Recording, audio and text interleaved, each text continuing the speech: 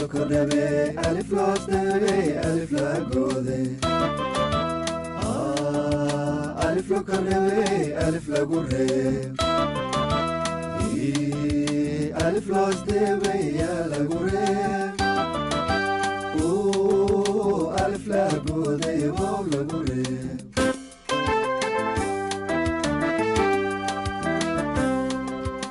Alif lo correbe, alif lo steve, alif la gode. Alif lo correbe, alif la gurre. Alif lo steve, ya la gurre. بسم الله الرحمن الرحيم نبضي داوديال كسو دوادا مريغها دسمها iyo dhiganaha af Soomaaliga kaasoo aad ka dheehataan arag baahiyaha qaranka Jamhuuriyadda Somaliland waa qaybtii 58aad kuna beegan mareegtii 8aad qolkeedii 8aad mareegtii 83aad falanqayntii ay koobsatay waxay u dhignayd sidan waxaan soo qaadnay laba qodob oo kala ahaa codayn waxa loo yaqaanaa in uu galo kitaabka quraanka qaabka labaadna waxa uu ahaa qaabka iyo qaacidada labaad ee lagu helo codadka af Soomaaliga haddii aan soo koobno daawade qaabkan labaad ee lagu haybiyo codadka af Soomaaliga waxay u dhignaayeen sidan shibanayaasha af Soomaaligu waa 22 shibane marka loo geeyo baynu nidhi xarafka firgin ama samaahe hamse loo yaqaan firgin xarafkan loo yaqaan wuxuu isku kabaa alanada af Soomaaliga waxa loo yaqaano sida baan su'aal iyo go'aan oo kale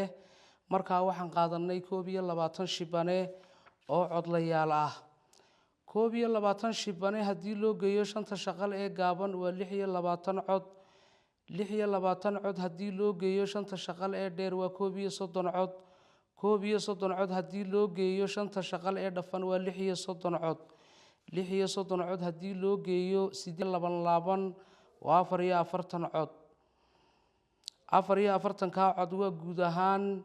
inta ay ka kooban yihiin codadka af Soomaaligu ujeedadu waxay tahay codadka ay koobsatay luqadda aan ku hadalno tixiya tiraab noocay doonto ha ahaatee dhanna uma dhaafi karto 44 ka cod ee kor ku xusan si kale haddaan u dhigno tirinta codadka af Soomaaligu waa sidan 22 shibane haddii loo geeyo 15 ka shaqal waa 36 cod 36 cod haddii loo geeyo 8 cod ee laban laaban waa 44 cod oo la mid ah qaabka hore ee kala qaadnay shaqalada sidaa daraadeed markaan duganno qaabka iyo meelaha codadka af Soomaaligu ay ka yimaadaan daawade waxaynu fahmaynaa in ay ku dhisan yihiin saddex aag oo kala ah sidan aaga koobaad ee codadka af Soomaaligu ka imanaya waa shaqalo aaga labaadna waa shibanayaal aaga saddexaad waa aaga qoraaga buugu uu ku magacaabay shaqalada dhafan waxa loo yaqaano dhammaan saddexdan aag ee codadka af Soomaaligu ay ka imanayaan waa shaqalo iyo shibanayaal marka si qurux badan fahankeenu ula falgalo aragtida sare ku xusan waxaan marayn karnaa ama aan ku doodi karnaa in codadka luqadaha adduunku ay ka yimaadaan saddexda dhigane ee Professor Maxamed Xaaji Xuseen Rabbi qoraalkiisa uu ku xusay waxa kale oo daawada suurtagal ah in codadka af leeyahay aad ku hesho akhris ama samaahe aad ku hesho macallin ama samaahe aad ka hesho macallin waayo macallinku had iyo jeer dadka wuxuu baraa 25% 175 kalena waxa lagu helaa akhris maadaama xirfadaha bulshaawinimo ee muhiimka ah ay ka mid tahay inaad wax akhrido يعني xirfadaha bulshaawinimo waxa kamid ah inaad wax akhrido iyo inaad wax dhageysato isla markaana aad dhuuxdo ereyada iyo weeraha susumaya ee aad indhaha ku hayso ama aad dhagaha la raacaysaba hadaba wax kastood akhrido hadii in badan aad akhrido wax fara badan hadii aad akhrido waxaad helaysaa cilmi badan oo bila shahaado ah tiknoolajiyada farsamaatika cusubi waxa ay sheegaysaa daawade in ilmaha hadii marka uu yar yahay aad buu ku hor akhrido ay unugyo badan oo maskaxdiisa ka mid ahi ay degdeg u koraan oo ay shaqada bilaabaan. Tani waa tab si weyn oo degdeg ah u korinaysa maskaxda ilmaha yar, sidoo kalena waa mid faa'iido u ah maskaxda ilmaha yar. Sidani waxaa kale oo ay ilmaha yar daawo uga tahay baa uu leeyahay in uu noqdo mid akhriska ka jecel ciyaaraha geymiska loo yaqaano, amase maahe in uu noqdo mid akhriska ka jecel ciyaaraha blayska loo yaqaano, yacni af ingiriisi ahaan, amase maahe in uu noqdo mid filimada waxa loo yaqaano ka jecel wax akhrinta. Qoraalkaas waxa aan ka soo xiganay buugga loo yaqaano Wamaxyaaya Waaxid ama Jiraalkayga Koowaad ee uu qoray Dr. Waliid Axmed Fataaxi ee uu turjumay Khaalid Ciise Xaaji Nuur, baalkiisa 108. Dr. Waliid waa xeeldheere xanuunada uurku jirta iyo wixii la halmaala ah, kaasoo wax ku bartay jaamacadda Harvard ee cariga Mareykanka. Dr. Waliid wuxuu awooday inuu xogahaas kakan u bedelo kuwo isla jaan qaadsiinaya diinta iyo nolosha. Yacni waxa uu leeyahay ninka dhakhtarka ah ee loo yaqaano Dr. Waliid, yacni farsamada tiknoolajiyadda farsamaatiga casriga ah waxay daahfurtay baa uu leeyahay ilmaha yar haddii lagu hor akhriyo buug in unugyo maskaxdiisa ka midii ay xoogaystaan oo ay shaqada bilaabaan. Marka yacni xogahaas kakan buu leeyahay ee tiknoolajiyadaasi ay muujinayso, innagu haddii aynu islaam nahay waa inaynu diinta iyo nolosha aynu waafajinaa baa uu leeyahay. Marka maxaa uu yidhi Dr. Waliid wuxuu awooday inuu xogtaa kakan u bedelo kuwo isla jaan qaadsiiya diinta iyo nolosha si la mid ah sida xirfadaysan ee ay shinnidu dhabaqa ugu bedesho malab. Shinnidu yacni si xirfadaysan ayay dhabaqa ubaxa waxay u bedeshaa malab, yacni qoyaanka yar ee ay ka soo qaado ubaxa si xirfadaysan bay malab ugu bedeshaa. Marka yacni farsamada casriga ah ama tiknoolajiyadaasi waxyaabaha ay sheegto, sida maxaanku idhaahdaa ayay shinnidaasiba dhabaqa ay ubax ugu bedesho, innaguna diinta iyo nolosha aan u raacino baa uu leeyahay oo ilmihii yaraa kitaab qur-aana aan ku hor akhrino. waayahay maxaa uu yidhi si la mid ah sida xirfadaysan ee ay shinnidu dhabaqa ubaxa ugu bedesho malabku, caafimaad baa ugu sugan dadka waa ka ilaahay yidhi wafiihi shifaaun linnaas yakhruju min buduuniha sharaabun mukhtalifun alwaanuhu. yacni shinnida waxaa loo yaqaanaa waxay ka soo saartaa caloosheeda sharaabkaas oo midabkiisu kala duwan yahay, ama casaan ama caddaan ama huruud, yacni asfar iyo axmar iyo midkuu doonaba ha ahaadee. waayahay sharaab midabkiisu kala duwan yahay, wafiihi shifaaun linnaas, malabka caafimaad baa ugu jira dadka. wax akhrintu inay daawo u tahay dadka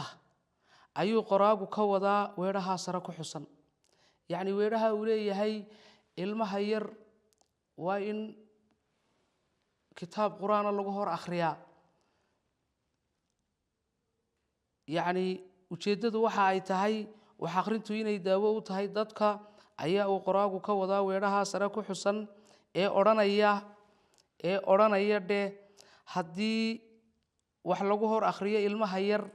unugyo badan oo maskaxdiisa ka mid a ayaa firfircooni muujiya, aadna u koraa, kuwaasoo degdeg shaqada u bilaaba. daawade haddaba haddaan iftiimin ku samayno xidhiidhka ka dhexeeya wax akhriska iyo fahamka culunta inagu xeeran, bal weedhahan hoos ku xusan nala dhugo. mucjisada qur-aanku waxay ahayd tii ugu weynayd uguna xooganayd islamarkaana ugu xawaaraha badnayd adduunkan, taasoo kor u qaaday ilbaxnimadii basharka. xadaaradihii uu xambaarsanaa kitaabka qur-aanka ahi waxa ay 3 qarni gudahood ku keentay, gaar ahaan 3dii qarni ee ugu horreeyey, in ummadda islaamku 3 qarni gudahood ku noqdaan kuwo loo daba fadhiisto xadaaradda adduunka iyo hogaamintiisaba. yacni saddexdii qarni ee ugu horreeyey gudahood ayay ummadda islaamku ku tegeen kaalinta in loo daba fadhiisto xadaaradda adduunka iyo hoggaamintiisaba oo looga jeedo yacni mid farsamo iyo mid maamulba sirta iyo xikmadda ka dambeysay in muddadaas kooban isbeddelka intaa leeg ay sameeyaan waxay ahayd kelmadda akhri ee kitaabka qur-aanka ah ku jirta ee iqra ee lagu bilaabay soo jeedinta kitaabka qur-aanka ah ereygani amase maahee ereyga akhri waxa uu noqday astaanta guud ee xadaaradda casriga ah ee maanta ereyga akhri waxa uu noqday astaanta guud ee xadaaradda casriga ah ee maanta taasoo koobsanaysa xadaaradihii hore xadaaradihii dhexe iyo xadaaraddan maanta fiiqa sare taaganba waa xadaarad qur-aanku ula yimid ee ummadda muslimiinta ah yacni xadaaraddaas wax akhrintu waa xadaarad kitaabka qur-aankii ula yimid ee ummadda muslimiinta ah cilmi oo dhan diini iyo maadi midkuu doonaba ha ahaadee waxa uu hoos imanayaa ereyga akhri mucjisadani waxa ay noqotay daawadayaal mid xaqiiq ah oo hirgelisay xadaaradda ay xambaarsanayd markii lagu saleeyey astaanta guud ee odhanaysa akhri laakiinse xadaaraddaasi waxay dadkii u ehelka ahaa hoos uga dhacday markii laga baydhay xeerarkii ay ku fadhiday ee ahaa akhri isla markaana ummaddii akhrisku waxa ay noqotay ummad aan waxba akhriyin waxqabadka wax akhris ee uu sameeyo daawadee qof ku nool qaaradda Yurub ayaa celcelis ahaan lagu tilmaamaa halkii sano waqti gaaraya 200 oo saacadood oo u dhiganta 8 maalmood iyo 8 saacadood halka qof u dhashay waddanka Mareykanka uu sanadkii akhriyo 11 dhigane oo dhammaystiran marka dhigane waxa loo yaqaano haddii halkii dhigana aan ka soo qaadno 12 buug waxay noqonayaan 11 buug waxay noqonayaan 12 buug oo lagu dhuftay 11 oo u dhiganta 132 buug inuu akhriyo qofka dalka Mareykanka jooga sanadkiiba laakiinse haddii halkii dhigana aan ka soo qaadano 6 buugna waxaan odhanaynaa 11kii ayaan 6 ku dhufanaynaa kadibna waa 66 buug xawaaraha kor u kaca daawade ee wax akhrisku marayo waa mid laga saadaalin karo jawaabta su'aashan oo ah imise buug oo librariyada yaal oo afaf qalaad ku qornaa ayaa sanadkan la turjumay yacni dalkaaga halka dalka Mareykanka laga turjumo 55,000 oo buug kuwaasoo afaf qalaad ku qornaa haddii daawade kaba soo qaad daawade haddii maalinta jimcaha aad masaajidka gasho 8 subaxnimo ood daawade halka aan ku celino haddii maalinta jimcaha aad masaajidka gasho 8 subaxnimo ood 4 saac quraanka akhrido ilaa 12ka afartii jimce oo bil ah waxaad akhriday 16 saac halkii sanana waxaad akhriday 129 saac 16 saacadood marka lagu dhufto 12kii bilood waxay noqonayaan 129 saacadood oo u dhiganta 8 maalmood balse haddaad maalinta jimcaha masaajidka gasho 10ka subaxnimo ood 2 saac quraanka akhrido ilaa 12ka afartii jimce oo bil ah waxaad akhriday 8 saacadood halkii sano waxaad akhriday markaa 96 saacadood waa 8 saacadood oo lagu dhuftay 12kii bilood oo u dhiganta 4 maalmood balse haddaan qaab kale u iftiimino waxaan odhan karnaa halkii jis waxaa lagu akhriyaa 30 daqiiqo oo nus saac ah ama samaahe saacad barkeed sidaa daraaddeed maadaama uu quraanku 30 jis ka kooban yahay waxaa quraanka lagu dhamaystiri karaa 15 saacadood waayo 30 nus saac waa 15 saacadood ka soo qaad bishii inaad quraanka hal mar dhamayso halkii sano waa sidan 15 saacadood oo lagu dhuftay 12 bilood waxay la mid tahay 180 saacadood oo u dhiganta 7 maalmood iyo badh ama samaahe 7 maalmood iyo 12 saacadood haddaad quraanka laagiinsa bishii 2 jeer aad akhrido oo dhamayso waxay u dhigantaa sidan 30 saacadood oo lagu dhuftay 12 bilood waxay la mid tahay 360 saacadood oo u dhiganta 15 maalmood inkastoo akhriska quraanka lagu kala duwan yahay haddaba haddaan u fiirino muuqaalka iyo macnaha ku duugan ereyga akhri haddaan fiirino muuqaalka iyo macnaha ku duugan daawada ereyga akhri waxaan ogaanaynaa mareeg in ay ereygaasi inuu xambaarsan yahay mareeg macneed oo ah baraarujin amase maahee ereygaasi waxa uu xambaarsan yahay xog ogaal u noqosho inaad shay wax xog ogaal u noqoto ama inaad wax fahanto marka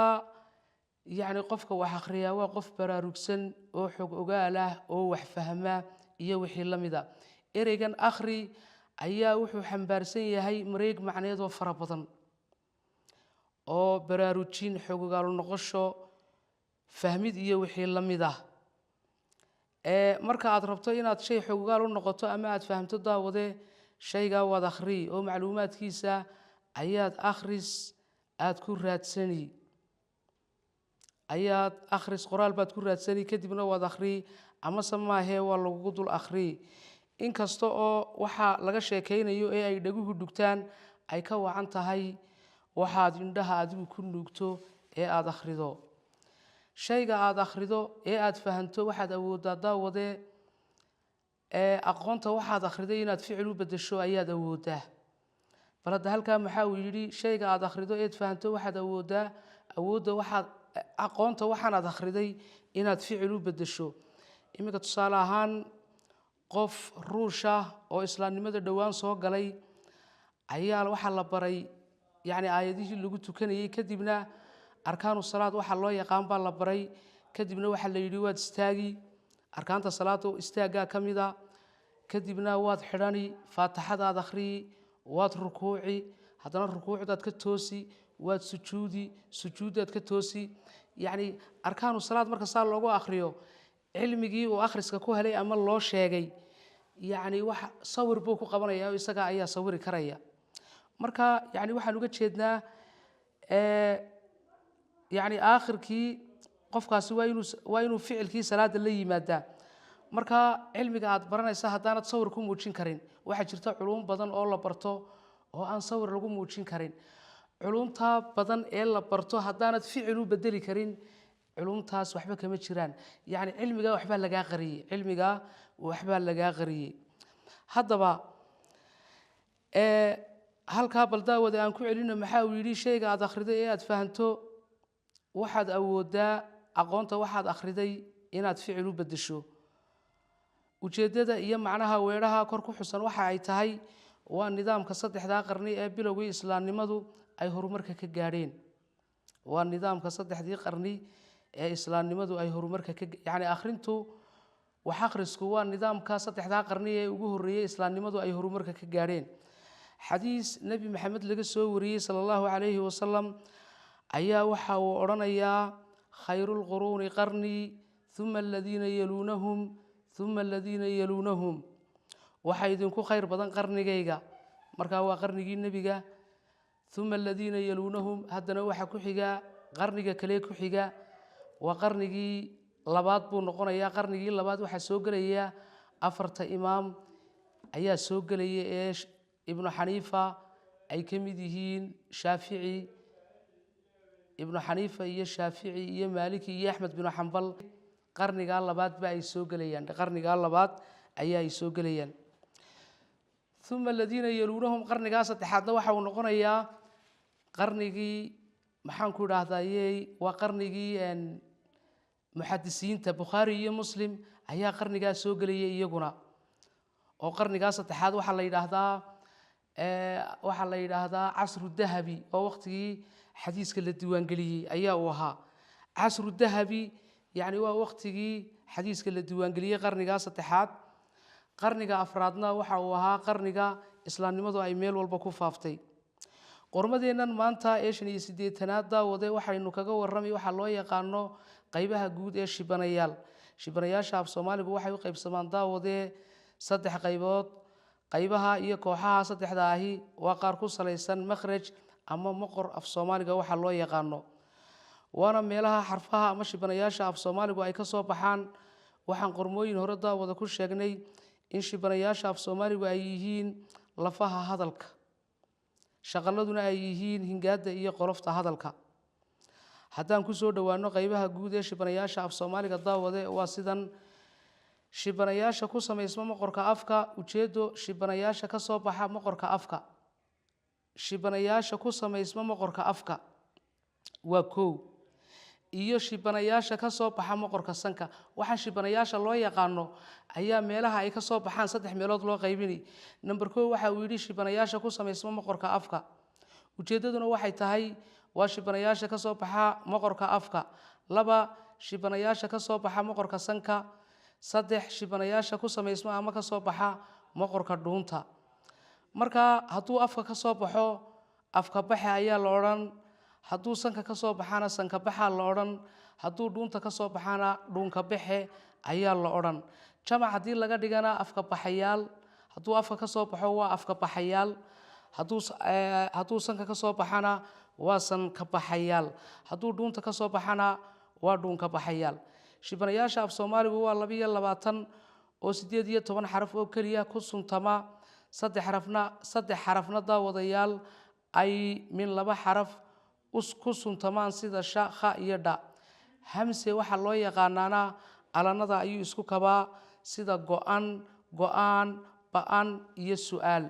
farqa u dhaxeeya shibanayaasha iyo shaqalada yacni iyada hore ayaa aynu u sheegnay daawadayaal haddii aan ku noqonno waxa uu noqonayaa farqa u dhaxeeya shibanayaasha iyo shaqaladu waa sidan shibanayaasha marka codayn lagu sameeyo ee lagu dhawaaqo waxa isku durka oo isqabsada ama isku dhawaada dhe meel dhaqaaqda iyo meel aan dhaqaaqin oo afka ka mid ah shaqalkuse kolba qaab ayuu isu duwaa maqorka afka shaqalkuse ayaa uu leeyahay bal daawada halkaan ku celino shaqalkuse waxa kolba qaab isku duwaa maqorka afka waxa loo yaqaano shaqalada dhammaantood daawadayaal waxa raacsan codayn baa raacsan shaqalada dhammaantood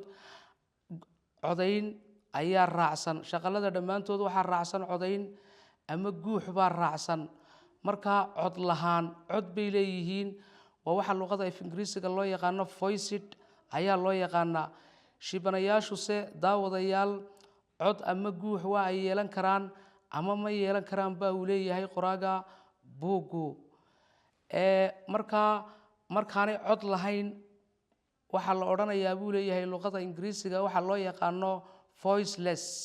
ayaa loo yaqaan marka waxyaabaha aan codka lahayn shibanayaasha aan codka lahayn ereyga firgin oo kale ayaynu ka soo qaadanay shaqaladu dhammaantood waxa ay ka soo baxaan oo ay ku samaysmaan daawade maqorka afka ayaa ay ka soo baxaan shibanayaashu waxa ay ka soo kala baxaan maqorka afka oo aynu ku sheegnay afka baxe maqorka sanka oo aynu ku sheegnay sanka baxe iyo maqorka afka oo aynu ku sheegnay afka baxe waa sanka baxe dhuunka baxe iyo afka baxe oo la odhanayo maqorka sanka maqorka dhuunta maqorka afka soo koobid daawadayaal qormadeennan haddii aynu soo koobno waxaynu ka warannay shaqallo iyo shibanayaal waxa loo yaqaano oo codadka af leeyahaya laba waxaa kaloo aynu ka warannay adduunyadu inay u kala cilmi badan tahay maadi iyo diiniba siday u kala akhris badan yihiin saddex waxaa kaloo aynu ka warannay in ilmaha yar haddii buug lagu hor akhriyo inuu ku fiicnaado dhe inuu wax akhriyo hadhow markuu weynaado afar waxaa kaloo aynu soo qaadanay in wax akhrintu ay tahay xadaarad qur-aanku ula yimiday ummadda muslimiinta ah una amray inay wax akhriyaan sida aayadda qur-aanka ee iqra odhanaysa oo kale shan waxaa kaloo aynu sheegnay in saddexdii qarni ee islaamnimada ugu horreeyey ay si dheeli tiran u qaateen xadaaradda wax akhriska kadibna adduunyada ay hogaamiyeen diini iyo maadiba markaa saddexdaas qarni khayrul quruuni qarni waa kii nebigu yidhi waa qarnigiisa iyo qarnigii asxaabta qarnigaa hore uma aladiina yaluunahum qarniga labaadna qarnigii waxa uu noqonayaa afarta imaam uma aladiina yaluunahum qarniga saddexaadna waxa uu noqonayaa qarnigii yacni nimankii xadiiska ururiyey ee ay ka mid ahaayeen bukhaari iyo muslim iyo iminka saxiixulbukhaari iyo saxiixulmuslim waqtigaa la diiwaangeliyey la ururiyey oo qarnigaa saddexaad baa uu noqonayaa waayahay qodobka lixaad waxaynu sheegnay in shaqaladu dhammaantood cod iyo guux ay leeyihiin oo cod lahaan loo yaqaano voiced waxa luqada ingiriisiga loo yaqaan oo dhammaantoodna ay ka soo baxaan moqorka afka oo la yidhaahdo afka baxayaal in shibanayaashu cod iyo guux ay yeelan karaan ama aanay yeelan karin taana waynu sheegnay sida xarafka hamse ama samaahay firgin loo yaqaan kaasoo kala saara alanada af Soomaaliga waxa kale aynu sheegnay yacni culumta farsamaatiga cusub ama aqoonta farsamada cusub waa inaynu waafajino diinta iyo nolosha si la mid ah sida xirfadaysan ay shinidu dhabaqa ugu bedesho malab baynu nidhi waayo malabku wuxuu dawo u yahay dadka sida wax akhriskuba uu dan iyo daawo ugu yahay dadka sidaa daraadeed caruurta aadka u yaryar iyo kuwa meel dhaxaadka ahba waa in lagu hor akhriyaa kitaabka quraanka ah daawadayaal qormadeennii 85aad ee dhismaha iyo dhiganaha af Soomaaliga maanta halkaas ayaan ku soo ila xidhaynaa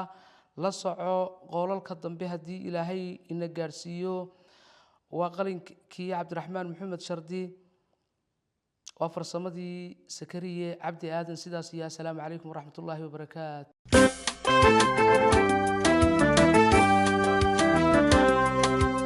ألف لكربي ألف لوستبي ألف لقودي ألف لكربي ألف لقري ألف لوستبي يا لقري ألف لقودي واو لقري